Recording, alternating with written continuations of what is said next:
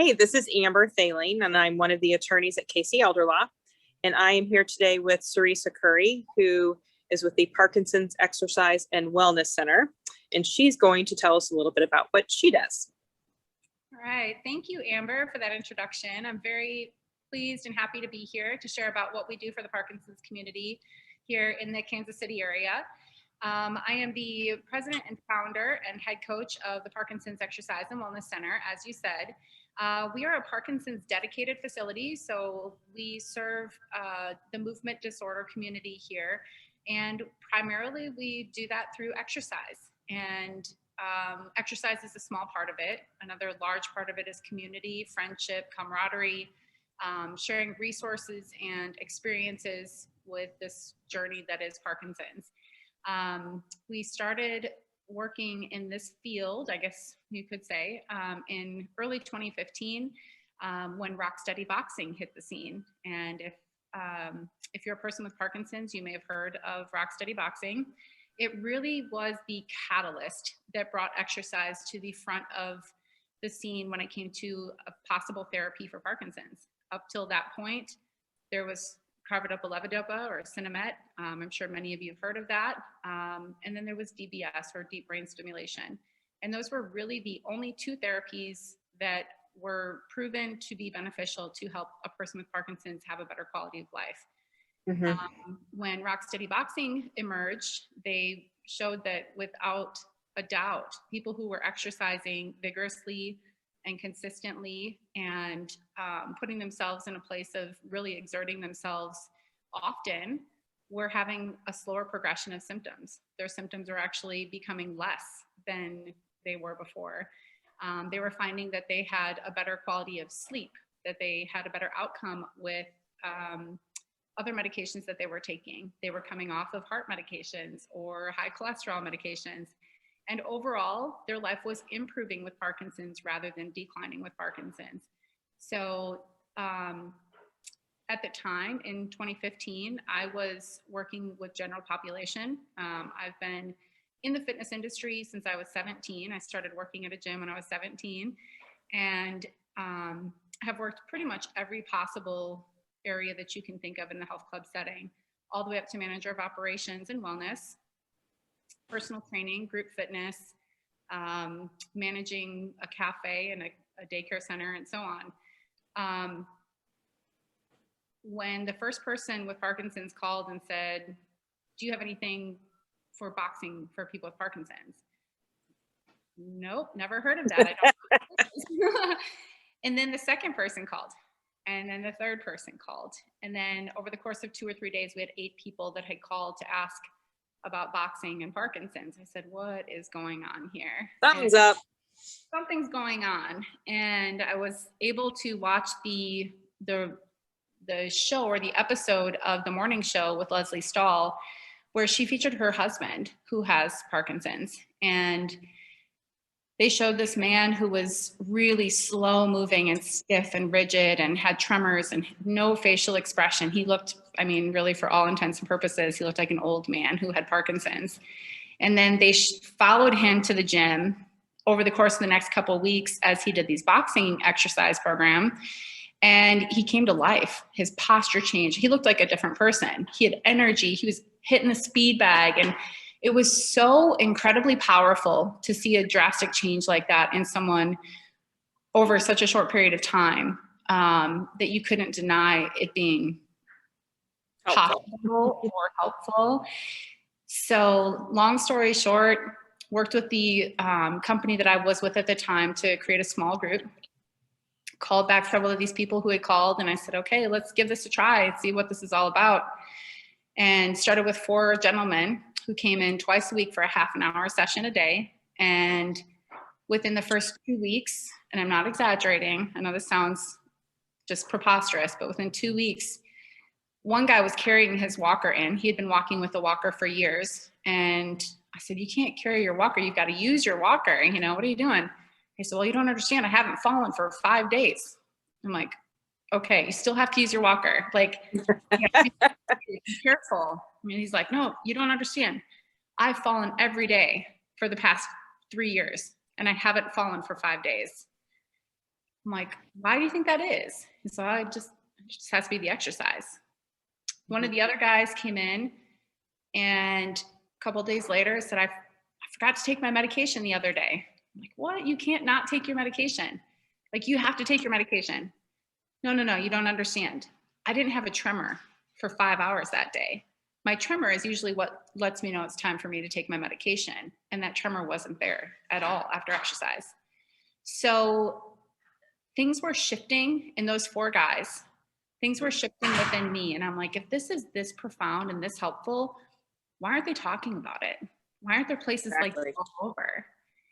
So over the course of the next 6 to 8 months, I've had a second coach come on board. We got Rocksteady certified. Our numbers of participants had quadrupled. We at this point probably had 18 to 20 men and women participating in the program. And I thought, there's too much good happening here for this to be stuffed into the corner of another, commercial gym setting, where they're competing for time on the schedule. They're competing for space with other individuals who are healthy and able. And this is just too big for that. And started thinking towards the direction of, let's have a facility that's dedicated to people with Parkinson's. And that's what we did. And within another couple months, 2 months maybe after that, we had facilitated a rental agreement with a location here that was kind of a decrepit, rundown, old mall. Really wasn't in operation a whole lot. They pretty much handed us this space that had been unoccupied for 10 years and said, you can have it. You guys got to build it out. We can't do that for you.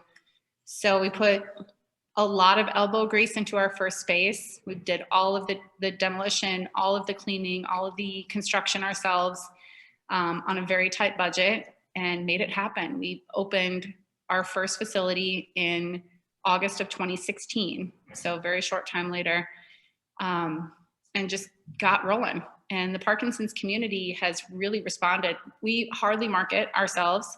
It is mostly word of mouth. We have a lot of referrals from neurologists and physical therapists in the area. And when people find out that there's something like this, they just can't wait to get here. So it's kind of been an organic operation from the day one, from the get-go. Yeah. Well, and I've seen my dad actually has Parkinson's, which because he's a member at the gym. Mm-hmm. And his doctor has been very impressed with his slow progression. And I don't know how long he's been working out there. Yes. 2 or 3 years, maybe. Yeah. So your dad actually. So Rocksteady is a program that anybody can be an affiliate. So if you go and get trained, you can choose to be an affiliate of that location. And there are 6 Rocksteadies in the Kansas City area, and all of them are small programs within a bigger gym. So they're not a Parkinson's dedicated facility that you go to. So your dad started with us early, about 3 years ago. Then he went to another facility who had Rocksteady and participated there for a short time and came back to us and just said, it's just not the same. Well, they were all levels. Well, we can talk about levels next because it was all levels together. Right. So there were people mild, if you will, like him versus very advanced. And so I think that's hard. So tell me about the levels. Yeah, it was a great segue. Nice job. So I try. So the way that Rocksteady specifically structures their classes is based on kind of a level system. So there's 4 levels. Level 1 would be the highest performing, and someone who's younger onset maybe, or fairly early in their diagnosis of Parkinson's, maybe isn't experiencing some of the loss of balance or other movement limitations that someone who's had it for 15, 20 years might have. They're higher energy, they have a lot more stamina and endurance, and they're capable of doing higher level activities. So they're going to be a level 1 fighter. And then level 2 is probably our biggest group, and that would be people who've had Parkinson's for 5, 8, 10 years maybe. They're starting to see some of that decline in their movement, balance, and so on. And some of the exercises that a level 1 person would be too difficult or too challenging or not safe for a person that's a level 2. From there, level 3 and level 4 would be those who are starting to use walkers or canes, starting to have difficulty driving, or some of the other activities of daily living that are really starting to be interfered with when it comes to their Parkinson's progression. So Yep. Most of our groups at this point in time are level 1 and 2, and we do have a small group of level 3 and 4 fighters as well. Okay. So you break the classes out Yep. like based on level? Right. And that's for safety. Well, yeah. Yeah. And, it also, so one of the big parts of this is camaraderie and friendship. And, when you meet other people who are going through a similar situation as you, when it comes to, the changes, how your body moves, how you look, how you're moving throughout your space, or how you're able to exercise. We don't want there to be a huge variance in what you're seeing in your class. It makes it difficult for us as coaches to manage a group if they're all very different levels or different abilities. Right. And we want people to be able to connect with people that are similar to them and moving at the same pace with them. So I actually took one of the classes today with my dad. So what levels were in that room? Yeah, so that was so the weight class is a level 1 and 2 together. So, Okay. So what's interesting, because with Parkinson's, there's always progression. There might be setbacks or things that you're going through. So if you remember Jay, he is a level 1 fighter. He's usually 100% kicking butt when it comes to his workouts. Right now, he has a horrible knee that's bothering him. He's going to have that knee replaced. So he's moving a lot slower, but all of those are his friends. That is his group. That's his people. So he's still participating there and just using caution and modifications to be able to participate at that level again. That's great. Yeah. Yeah. I could tell his knee was a little swollen. Fluid drained off of it. So man, that's rough. So how many members do you have there at this point? At this point, our regular kind of rolling membership is about 120 participants. And coming out of COVID, we kind of lost 20 to 25 members through the COVID season. Some of those people just wanted to be outside and do things on their own. They didn't like the Zoom format. Coming out, now that vaccinations are really widely available and people feel comfortable and confident coming back, we're seeing people more back in person, and we're seeing a lot of new people coming in and doing their assessments and getting started. That's great. I always tell our clients that come in with Parkinson's about it. So, because it's just been such an important part for my dad. Right. And I think how that has played out for him. And it's been amazing for him in lots of ways. And I think it's important too, because, up till now in this podcast, the words that you've heard primarily for exercise is rock steady boxing. But our program here, I guess it was 2018, we went to a coaches conference for rock steady. At that point, up to that point, the only program that we offered was the boxing. And as we're sitting there and going through this training and motivation and excitement, I got this little bug inside of me. That sounds bad. I wasn't sick or anything. But the last day, so Sunday morning, all the coaches were together in an Airbnb, and I said, "All right, guys, grab your notebooks. Let's head to the couch. I got some things I want to talk about." And I rolled out my vision for kind of the next phase of our organization, because organizations either are growing or they're stagnant, and stagnant isn't necessarily a good place to be. So I thought, what's going to be our next thing? How are we going to reach the community in a different way? And my vision was kind of a culture of individuals. I talked about other cultures. There's the Jeep culture, right? A person who is part of a culture, whether they want to be or not. You don't buy a Jeep if you don't want to be part of the Jeep culture. The same with CrossFit. Like, the CrossFit culture has personality. If you do CrossFit, you develop that personality. And I wanted the people of Kansas City who have Parkinson's to have a place where they become part of a culture. And the culture is hopeful and optimistic and strong and confident and willing to take on the challenges that come with this disease, both the person who has Parkinson's and also their family and their loved ones. That, no matter if there's a progression, if there's a setback, if there's a diagnosis that wasn't expected, they're going to be okay because they know that they're part of something bigger than themselves.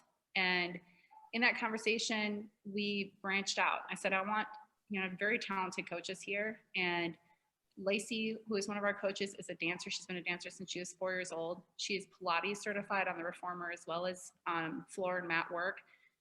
Stephanie was a theater major and an accomplished actress.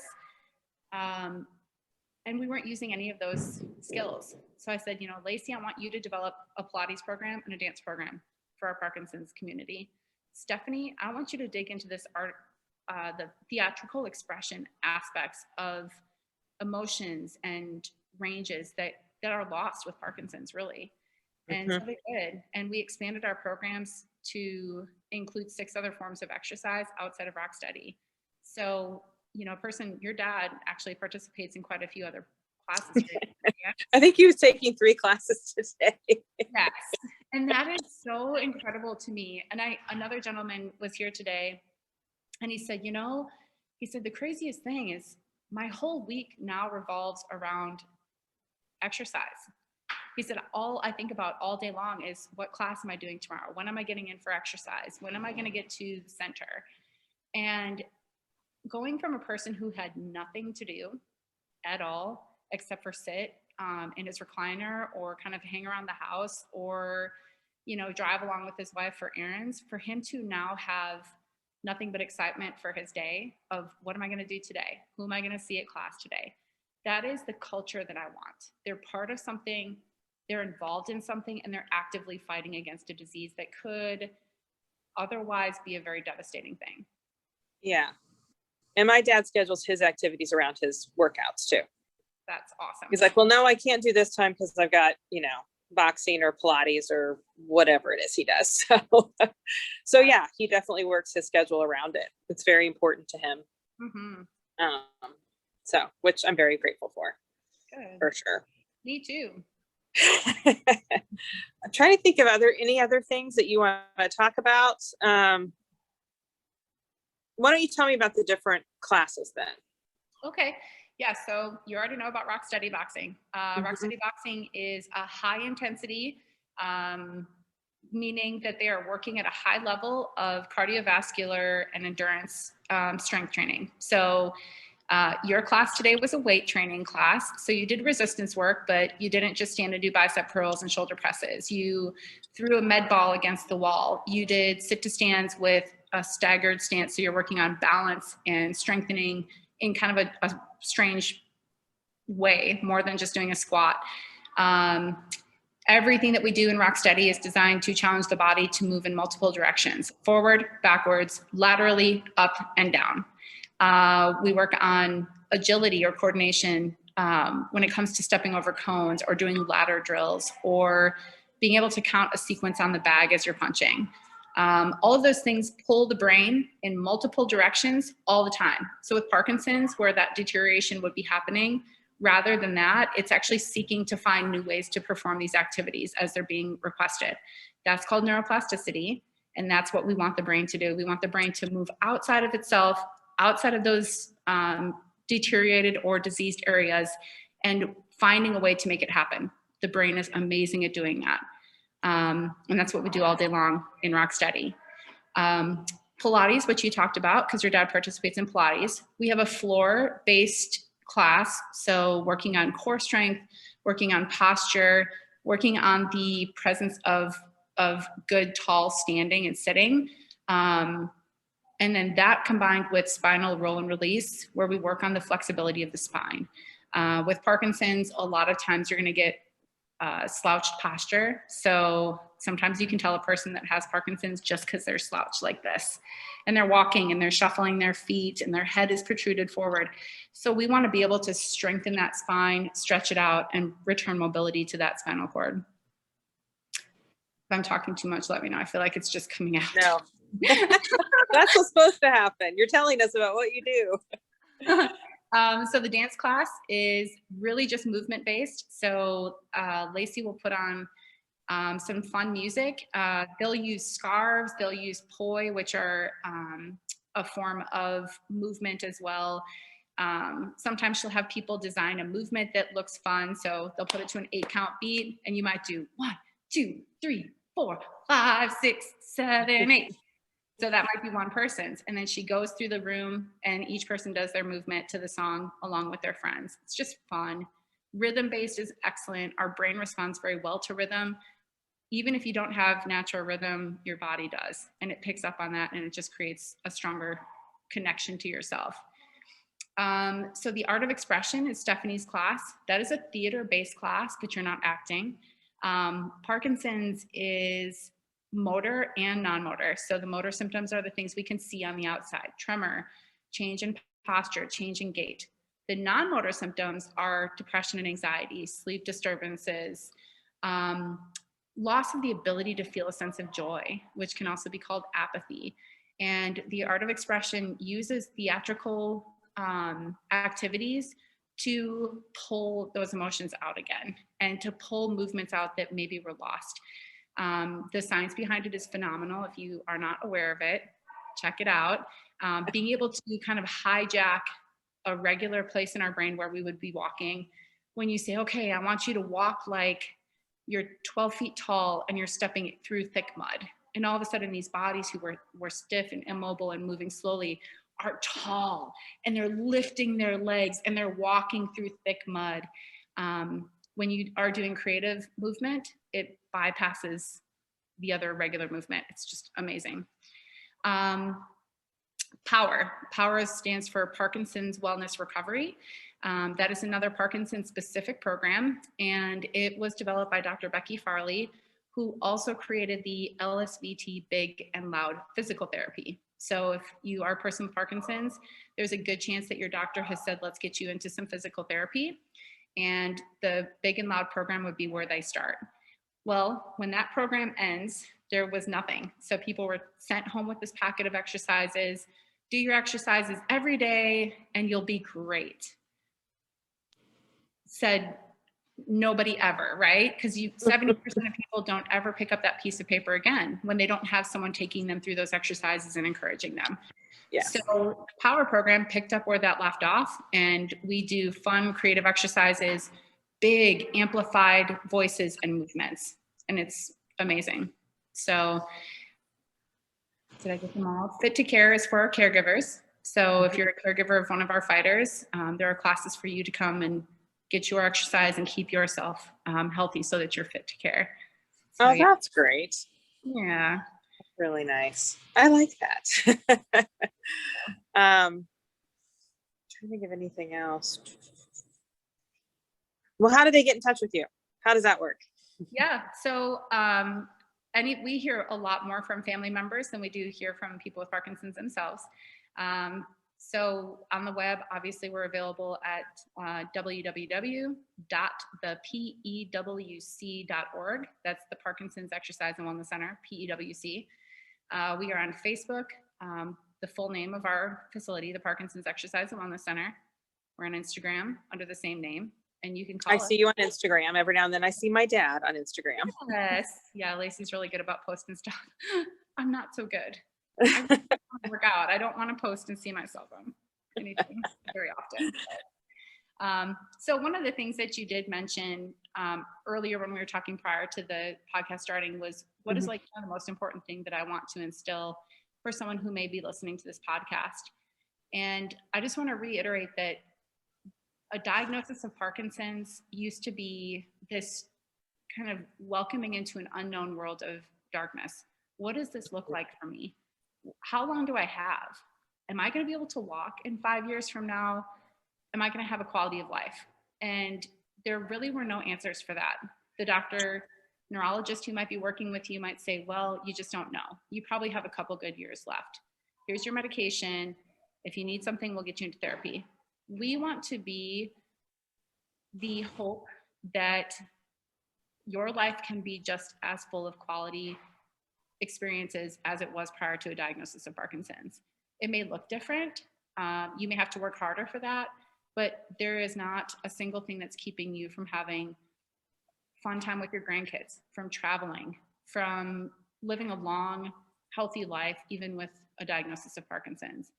And that's kind of our goal. My goal, personally, a couple of them, is when a person comes into a movement disorder specialist and they've done all their assessments, they know something's wrong with them, they don't know what it is, and the doctor says you have Parkinson's disease, that rather than them leaving and having no idea what to do next, what does my next tomorrow look like, is that neurologist trust us enough that they hand them one of our brochures, one of our business cards.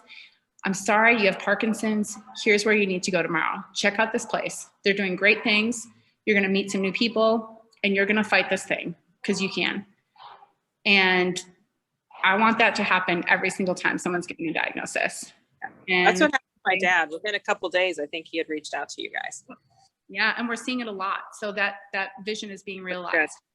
And I also want there to be kind of that pickup after therapy. So if someone does have to go through therapy, if they have a fall or they've had a surgery and things went bad and they had to go through some therapy for a while, that when that therapist has spent 4 or 6 weeks, 3 or 4 or 5 times a day working with that person, that they don't walk them out the door and there's nothing there for them, but that they can say, all right, now it's time for you to keep up your therapy. You're going to go over here to the Parkinson's Exercise and Wellness Center. You're going to exercise every day because it's how you're going to maintain the results that we just worked so hard on. So those are some of my goals. Well, that's great. I love it. Well, and here we like to think, I mean, and we do give really good service to our clients. And so being able to refer people is really a blessing, and telling them that it isn't the end. Yeah, for sure. Because it's just not the beginning. Yeah. And the thing, I tell people, because not everybody likes to exercise. I mean, come on. It's Right. a human condition. So when we get someone who's just like, oh, I don't like doing this. Like, I can't find the joy. I see people in here, they look like they love what they're doing. And I'm like, it's really more of determining what you want your life to look like. Parkinson's is not going to shorten the length of your life for the most part. Most people don't die earlier because they get Parkinson's. But you can live the quality of life that you want for as long as you're willing to work for it. So you can stop and you can go home and you can spend the next 10 years unable to do certain things for yourself because you just don't want to fight for it. Or you can fight for it, do those things for yourself for much longer. And we hope you choose the latter, usually. Exactly. Do you have you mentioned your website and the Facebook and Instagram. Do you have a phone number if people want to call? Yep. Yeah. So we're here in Overland Park. So it's 913-3. Nope, that's my phone number. 913-276-4665. Okay. Our landline here. That's great. We're in Ranch Mart Shopping Center. So if you're curious, if you had no idea where we are, 95th and Mission in Overland Park and Ranch Mart Shopping Center. That's great. Nice and centrally located, if you will. Yeah. I think everybody, at least in Prairie Village, Lenexa, and Overland Park, knows where Ranch Mart is if they've grown up in this area. So yes, they do. Yes. And do you have any questions for me at all? You may not. I mean, I think, all of this, working with the community like we do, it's important for us to have resources. So what kind of resources do you have? Like, what do you do for elder law? So we do kind of a combination, kind of what is referred to as more of the elder care journey. So people come to us, my age, your age, needing estate planning, sometimes just to get started. And then of course, the bulk of it is people calling that are having issues with health. Somebody's had a stroke, a diagnosis of Parkinson's, dementia, Alzheimer's, things like that. So it's making sure that they have all their ducks in a row. And then of course, we also help with Medicaid applications. Okay. So if it's time for somebody to transition from home to long-term care, making sure that they're not financially devastated. Mm-hmm. Usually people leave my office feeling a whole lot better. Or when we get off of, not everybody needs us, but we don't charge for our initial consults. So people can call in. They always get a live person. Usually it's a paralegal. And then it comes to one of the attorneys to call them back and follow up with them. Great. So I have a good chunk of calls that they're not business, but it's doing the right thing and helping people understand what their options are. Yeah. Because we have a lot of married couples that come in and the spouse is worried, how am I going to live? And then I tell them, well, financially, actually, you'll be okay. Right. So that's a huge. Both in the realm of advocacy for our older clientele here. And that's yes. A thing. So advocating for, I think people, like you said, just don't know what they don't know. Right. And I get a lot of that. Right. They're like, I don't understand this. I'm like, well, you're not supposed to. So that's why you have me or us. I mean, we're a firm total about 10 staff, or attorneys and staff. And most of us have been here. I've been here 20 years. So we've got a couple of 22 years and 18, another 20. So we've all worked together for a really long time. So that is nice to have built that community within ourselves. So if anybody has questions for us, our website is KC Elder Law, the name of the firm, kcelderlaw.com.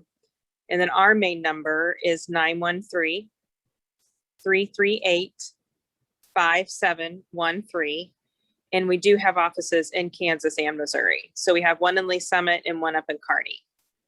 And well, with COVID stuff, Zoom has become very popular. I've got clients in Springfield, St. Louis, you know, Topeka, way out west, north, you know, if it's Kansas or Missouri, we can help. It doesn't matter where they are. Great. So, which is nice. Yeah. So Zoom has changed the world, at least mine. Yeah. Yeah. We got a Zoom class going on right now. So if you can hear some quiet talking, it's I don't hear anything yet. good. But we're good. Well, thank you so much for having me on. You I are welcome. hope that we reach a couple people through this and That would be great. Yeah. Hopefully a few of my clients will call. That would be great too. We'll take care I of always encourage, but anyway, so, all right. Thank you, Sarrisa. It was lovely to meet you. And too. thank you for letting me be a part of your class earlier today. That was a lot of fun. You can thank me tomorrow. Actually, I will. It makes me think I need to get back into some classes. I had some health issues earlier and couldn't, but now I'm like, it'd be nice if I could work out with him all the time. Yes, you could, and you're welcome too. So, Okay. you're welcome to. All right. Take care. Care. Bye.